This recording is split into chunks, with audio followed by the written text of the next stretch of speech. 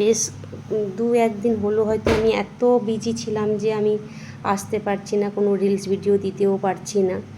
তো আজকে আবার এই এখন একটু সময় পেলাম, ভাবলাম না তোমাদের সাথে একটুখানি শেয়ার করি।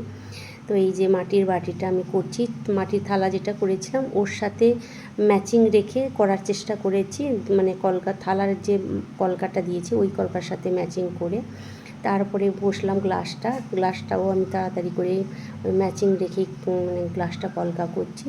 তো তোমাদের এই কলকা কেমন লাগছে অবশ্যই যদি ভালো লেগে থাকে তাহলে লাইক শেয়ার কমেন্ট করবে এবং ফলো করে দেবে।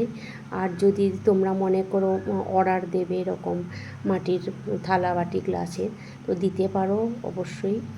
অনেকেই জিজ্ঞেস করেছিলে যে আমি কলকা কোথা থেকে শিখেছি, তো তাদের উদ্দেশ্যেই বলছি আমি কলকা কোথাও কম শিখিনি। আমি ছোট থেকে নাকি কাগজ পেন নিয়েই বসে পড়তাম সবসময় আঁকতে, সেটা আমার মা বাবা বলে।